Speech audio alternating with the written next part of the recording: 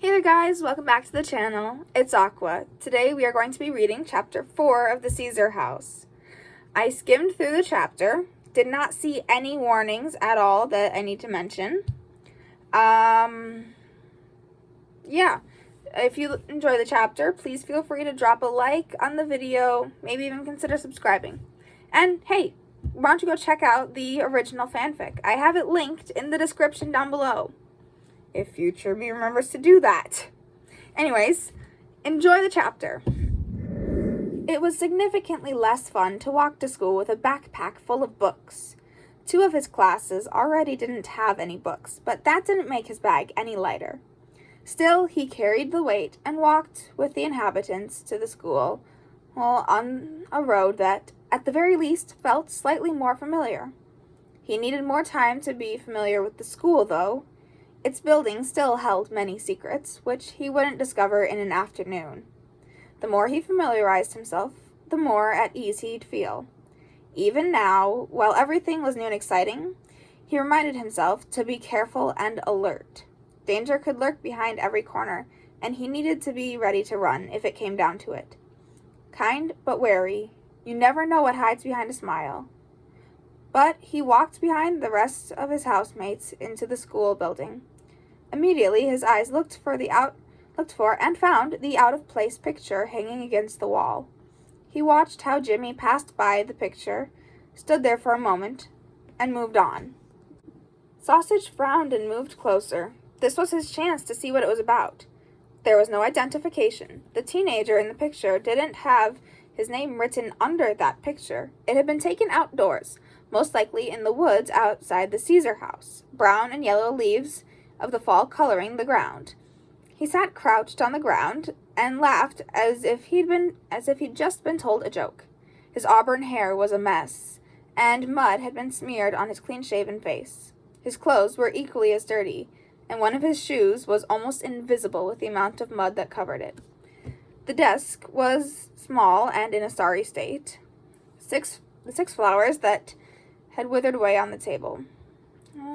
A booklet lay opened on the desk. 13 different messages had been written with different pens, and if he examined the handwriting, 7 had been written by the same person at different times. These messages were all variations of "I miss you." "Sausage!" Above the murmur of the crowd, he could hear her voice. He immediately perked up, craned his neck. He couldn't see her, but he could determine the general direction her voice had come from. "Pearl!" he shouted back. Within seconds, almost like a ninja, she stood behind him.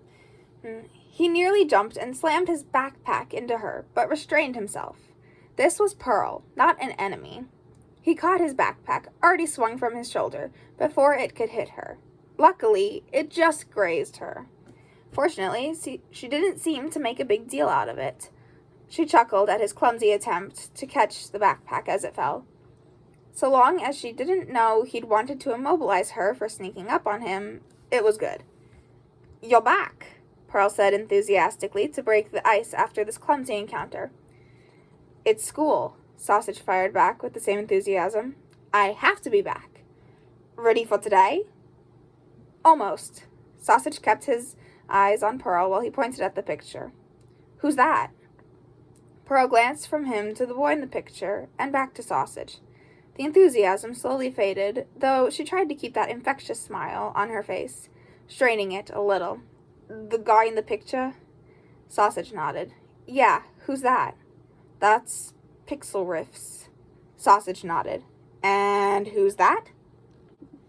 She had said the name as if it was supposed to mean something, and maybe it did. As if she believed he knew the name already. Pixel Riffs. The grinning teenager in the picture had a name at last.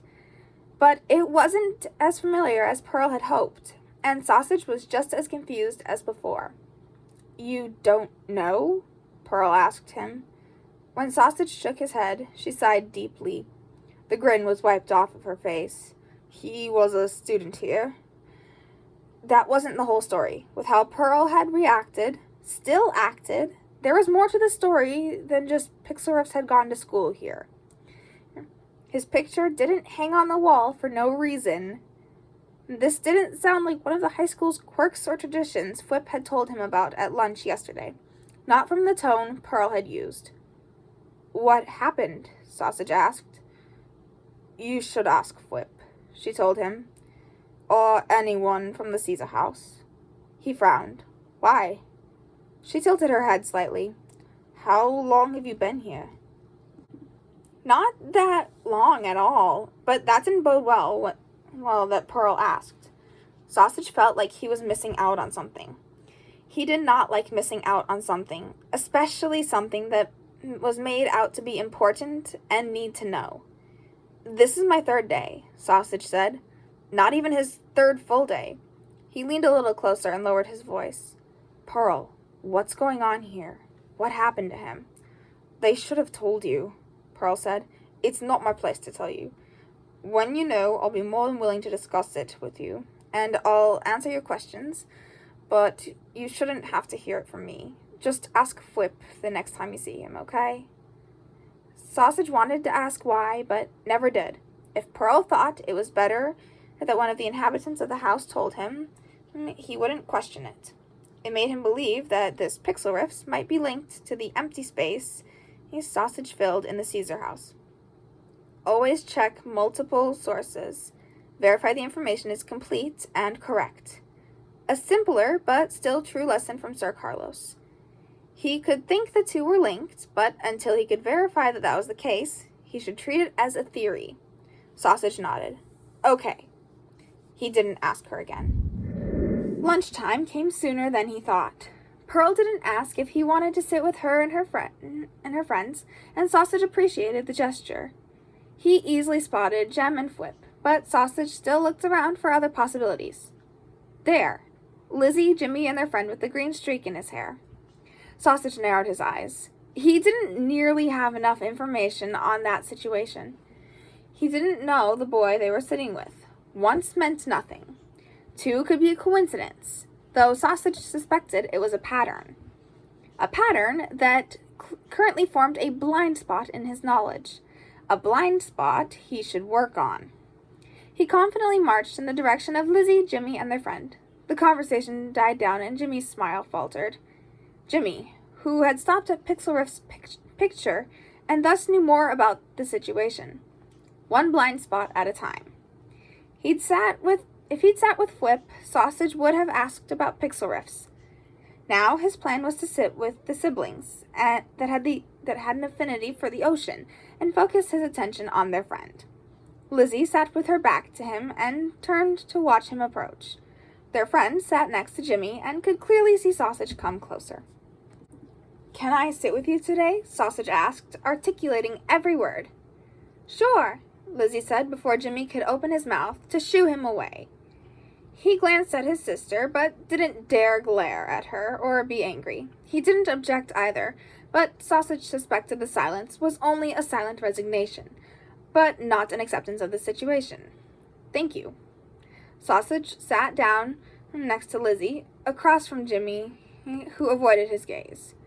Sausage decided not to watch Jimmy too much and instead to focus on the boy sitting right next to him, across from Lizzie. Sausage now had a better look at his face. The dark, messy hair had a green streak in the middle, the strands of hair almost falling in his eyes. His curious and weirdly smug gaze was on Sausage. It was a little hard to gauge what he was thinking. He seemed to be on guard a little, arms folded and eyes and attention on Sausage. "This is Sausage, the new guy," Lizzie introduced him to her friend. "Sausage, this is Joel." Joel nodded at him. "Sup?" "Hello."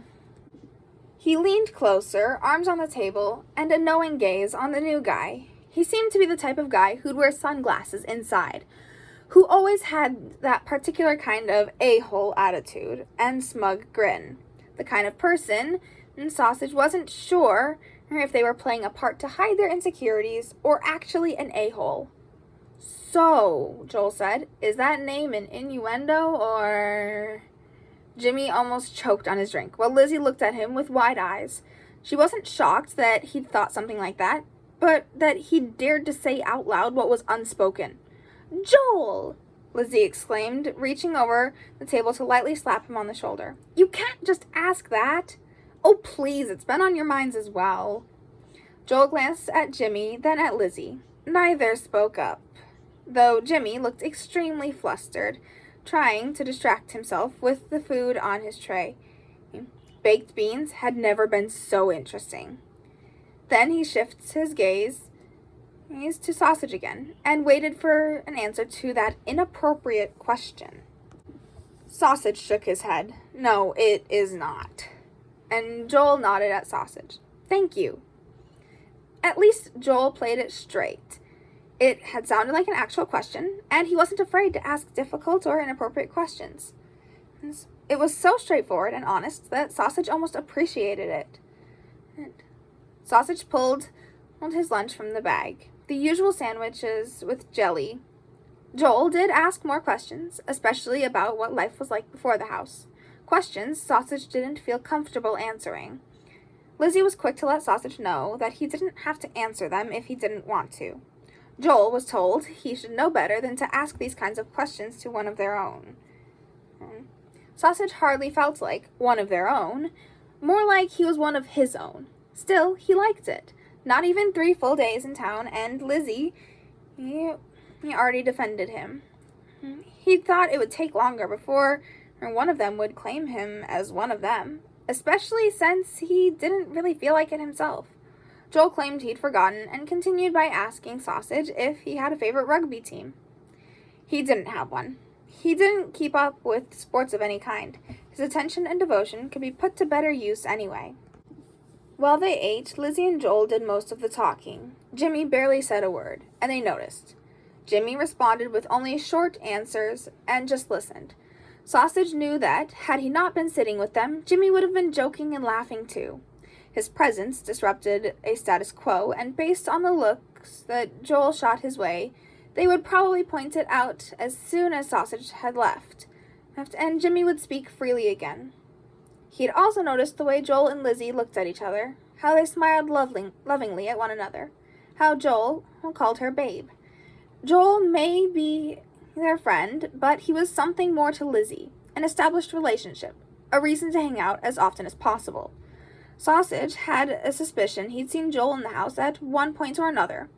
It was the validation he needed that choosing to learn more about him at this point in time had been a good choice.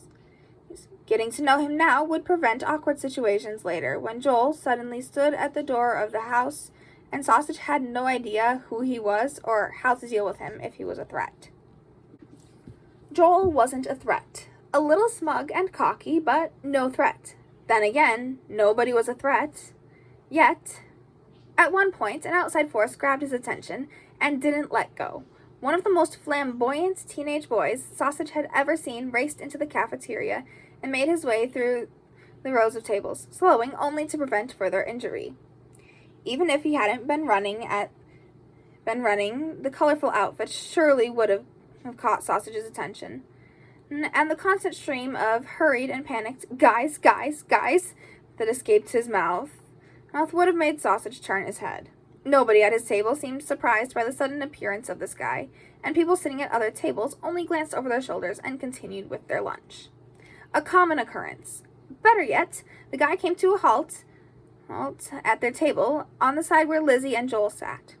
He slammed his hand on the table with a manic and desperate gaze at the group, barely aware someone new was sitting there. Guys, he spoke with the most self-important and grating tone Sausage had ever heard. I need your help. This is an emergency. Becky Holloway told me last week she'd vote for me, but behind my back, she's... He caught sight of Sausage, who watched him curiously. He stared for a second, furrowing his brow, trying to remember who he was, before a charming smile appeared on his face, aimed at Sausage. Hi, I'm Joey, he said in the friendliest tone. Are you the new guy? From the Caesar house, I mean. Sausage nodded, to buy himself a couple more seconds to recover from the tonal whiplash. How could one change from being vindictive and friendly so easily and completely? I'm Sausage. Nice to meet you, Joey said, and his words were genuine. Then he faced the group again. Again, the transformation was complete. Anyway, she promised me she'd vote for me, and this week, today, I find out she's been telling all her friends she's actually voting for Cleo. And if she lied to my face about voting for me, maybe others have been too. How will I ever become class president if people lie about voting for me? Actually get a campaign up and running? Joel suggested. Jimmy and Lizzie chuckled at the suggestion, and Joel smiled. Joey glared at Joel. Very funny, Joel, he deadpanned. So I'm gonna need your help. You need to figure out how many people will actually vote for me.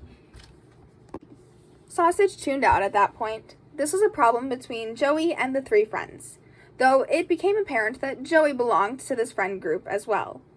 Sausage assumed the plan Joey had thought up didn't apply to him. He was the new guy after all, and didn't want his first impressions to be that guy who asked people if they voted for Joey or Cleo, though apparently there was a third candidate too. Sausage hadn't caught their name and didn't bother to ask. He'd find out at a later date, to prevent information overload where everything mashed together. Meeting Joel and Joey on the same day was already challenging enough. Fortunately, it was almost time for his next class, and he could say goodbye and leave without hurting anyone's feelings. He waited for Pearl to finish lunch so they could tackle the second part of their day together. Sausage hadn't signed up for extracurricular activities. He didn't need to. He was more productive when he didn't partake in extracurriculars, and safer as well.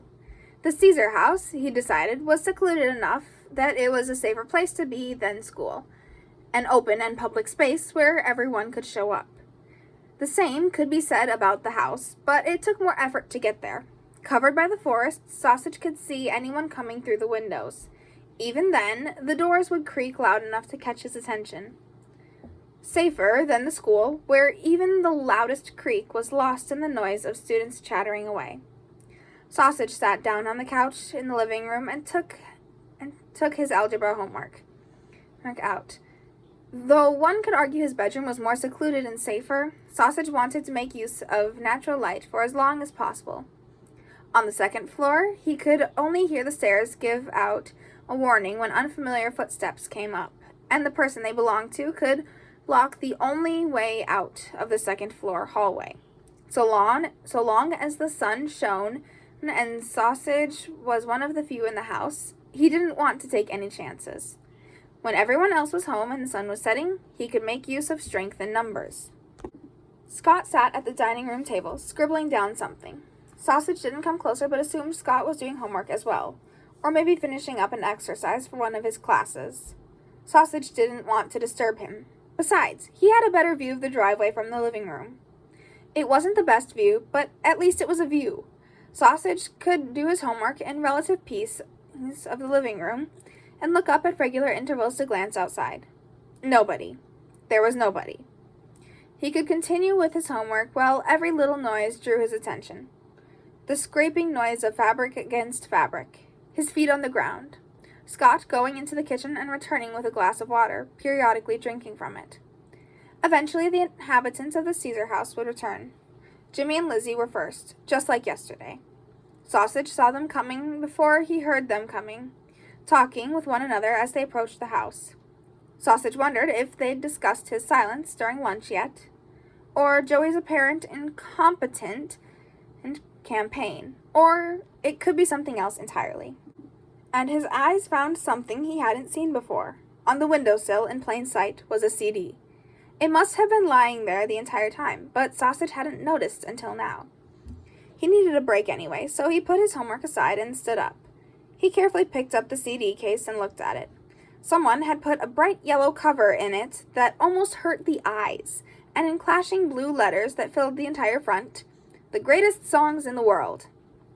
The backside seemed completely empty, but in the bottom right corner it said in the same blue, but in a smaller font size, "Brought to you by Pixel Riffs." Pixel Riffs. Sausage opened it to look at the CD that had belonged to Pixel Riffs, the student whose picture was on display at the school.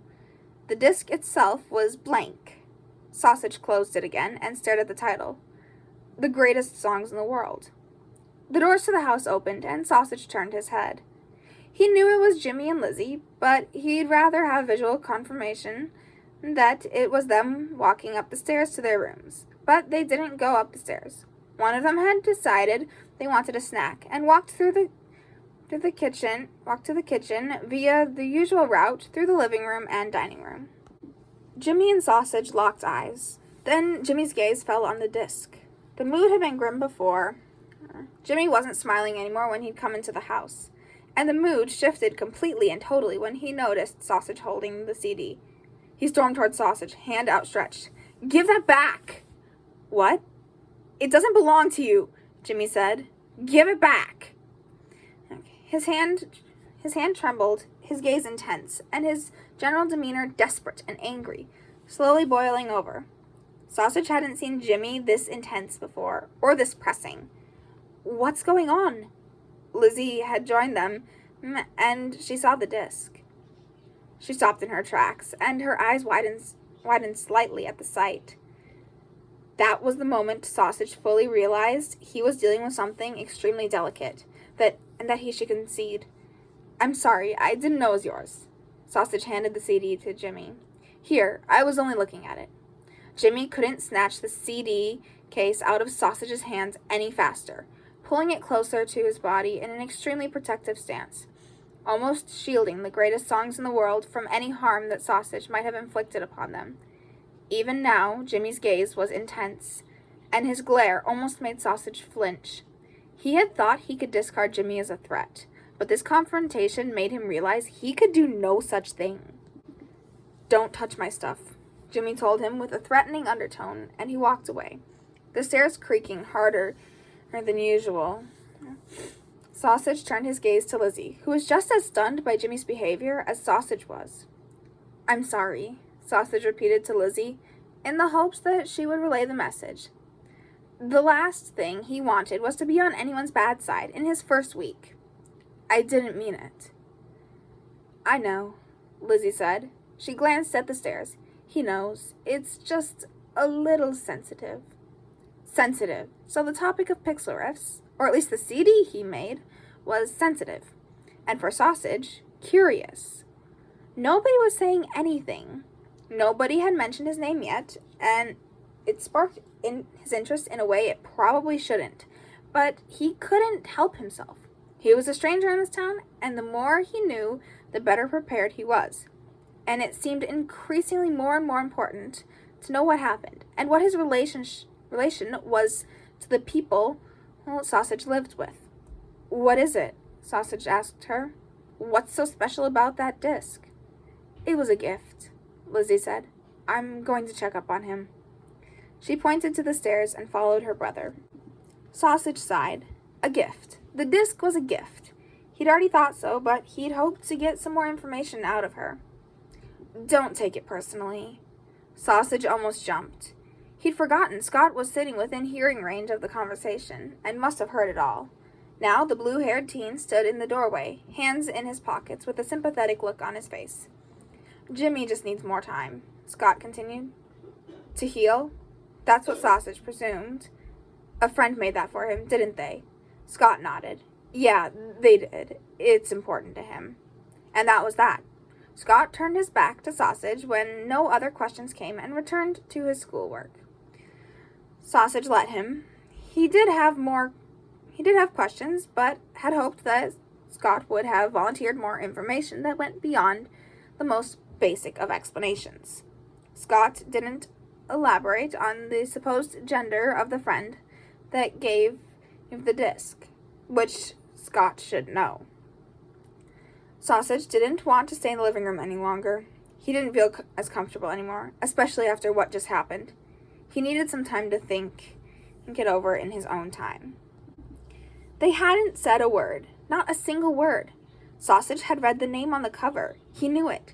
Yet Lizzie and Scott, who had every reason to assume he'd read the name, or who could have asked if he'd seen or read what was written on the back, hadn't elaborated. They could have told him when he asked. They could have finally told him who Pixel Riffs was. They assumed he didn't know and had chosen not to tell him. Sausage climbed the stairs, not caring how loud he was being just this once. He placed his hand against the wood of the door and pushed it open. His eyes caught some carvings on the door, and he looked at it. They weren't random carvings, random strokes made by something ambiguous. Yes. These were calculated carvings, made by a certain and steady hand, and on a day lost to history. Barely noticeable, but the one who made it had been aware of its existence. Sausage couldn't be sure if anyone else had seen it, as it took him being close to the door and looking at a certain angle before he finally spotted it. There, just above eye height, a name had been carved into the door. He ran his fingers over the crevices. Pixandria. Pixelriffs. There was no coincidence. He really ought to ask Flip about this Pixelriffs and what had happened to him, and why nobody in this house dared to mention his name.